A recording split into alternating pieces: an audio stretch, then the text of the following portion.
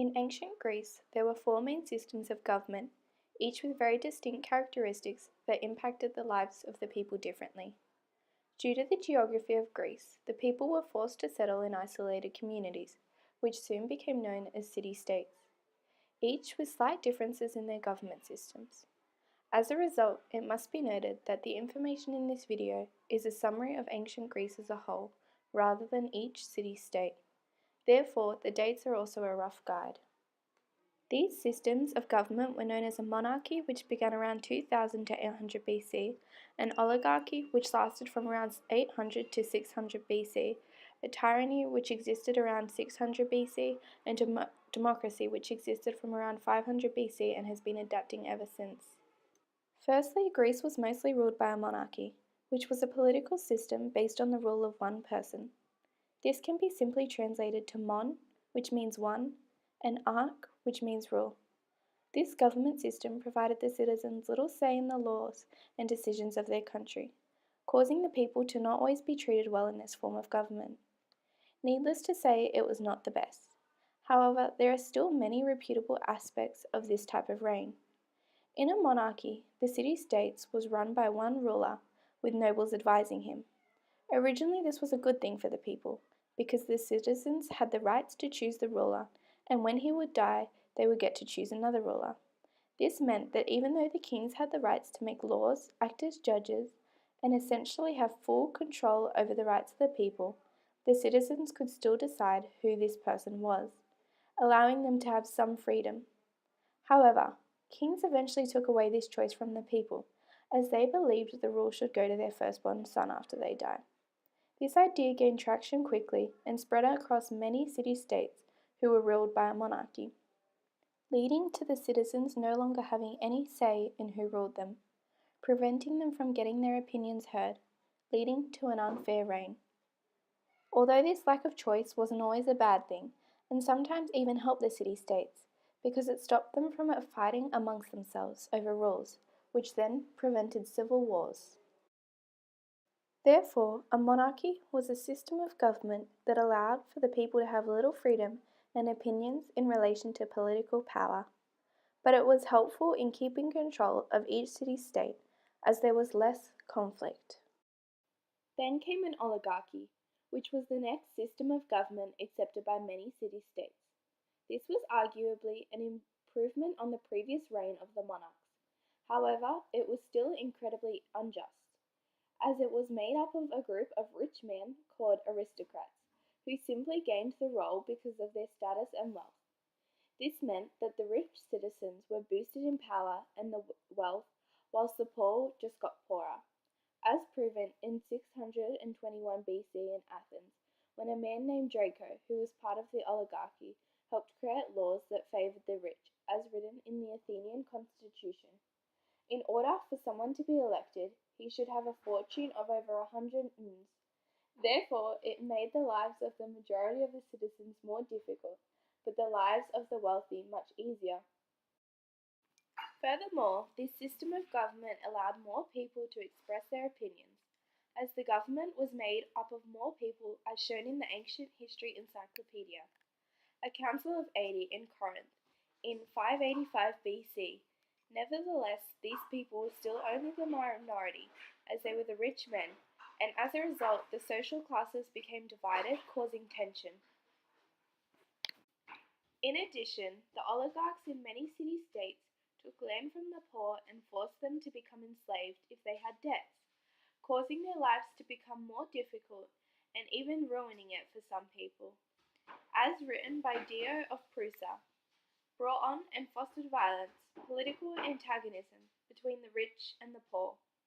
Lastly, because the oligarchy was made up of only the richest men of the city-state, they often weren't as well equipped to rule as a king who had been trained their whole lives.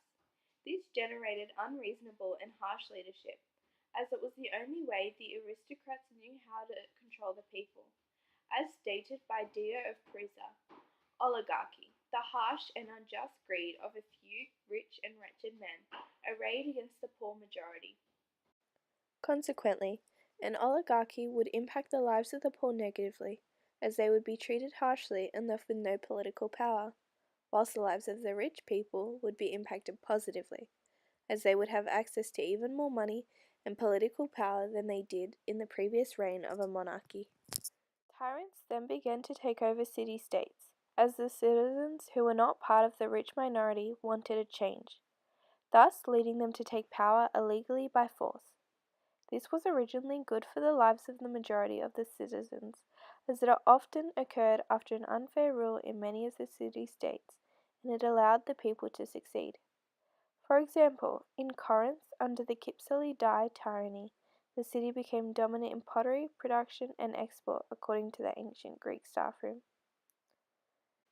Similarly, under Pisistratus' rule, new buildings and temples were built, and a new festival was introduced, proving that the living conditions could improve in both lifestyle and housing. Additionally, Pisistratus expanded the farming industry by endorsing the growth of olives, which in turn boosted the economy. As written in Eureka by Peter Jones, the result was an expansion in the growth of olives. Furthermore, tyrants knew they had to be popular amongst the people to be successful. As a result, they often tried to please the majority who were previously suppressed, in turn giving them better lives. This was often seen through the tyrants clearing people's debt or providing them with land to farm.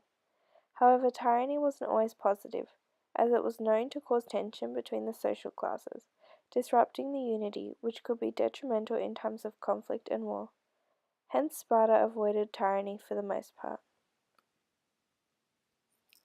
Moreover, tyrants were sometimes cruel and misused their power. This is illustrated through the 30 tyrants, who carried out a systematic campaign of political murder. According to Ancient Tyranny, written by C.N. Lewis, these tyrants killed thousands of people during their rule and made thousands more no longer citizens of the state, thus damaging the lives of many people. Subsequently, in general, this form of government system was beneficial for the people's lives for a short period of time, to correct a previous unjust or corrupt government system. However, long term, it did not last, as they held their power illegally and they were sometimes harsh and violent. A democracy then became the new form of government system that formed across many city-states. This was the best form of government the ancient world had seen, and for the most part was good for the lives of the people. This form of democracy is nothing like what we know today. However, it laid the foundations of current-day democracy. It was first developed in Athens and involved the whole citizen body. This involvement was in the form of voting, as every citizen had the opportunity to vote by show of hands, and sometimes they would even get paid for it. This meant that over 5,000 people would regularly participate in government events. This was a positive thing for the people, as it allowed them to express their opinions and be heard, no matter their status, as a result getting the opportunity to protect themselves. Furthermore, most government officials who were elected only held that position for about a year, to prevent tyrants and ensure that this system remained equal. Nevertheless, it must be noted that citizens only made up less than 25% of the total population, as there were many classifications on who could be a citizen. For example, they couldn't be female, a slave, or even under the age of 18. In addition to this, voting was done by the show of hands, allowing everyone to know each other's political views. This could cause tension if, for example, friends disagreed. Lastly, because the citizens often weren't well educated, by allowing them to vote, mistakes could be made, or they could be biased. One of the most famous of these was the death of Socrates in 399 BC, written about by Plato, that if you kill such a one as I am. Therefore, democracy was overall the best system of government out of the four, as it allowed all the citizens to be involved in the laws and decisions made by their country. However, this system still had many drawbacks, as the citizen body only made up a small amount of the population, and the voting system often caused tension. Ultimately, each of the systems of government used in ancient Greece were vastly different, and therefore each had a very different impact on the lives of the people. That being so, it is clear that overall a democracy in ancient Greece is by far the best form of government system, as it was the first time ever that every citizen got an opportunity to vote and be part of government decisions. However, it is unclear which of the next three governments is best, although, in my opinion, a tyranny is the next best system if the ruler isn't corrupt, as the tyrant will often please the majority, who end up being the poor, so that it is easier for them to stay in power, thus giving them better lives. Lastly, the oligarchy and monarchy were the worst systems of government, as they were both exclusive to the rich and as a result didn't help the majority of the population.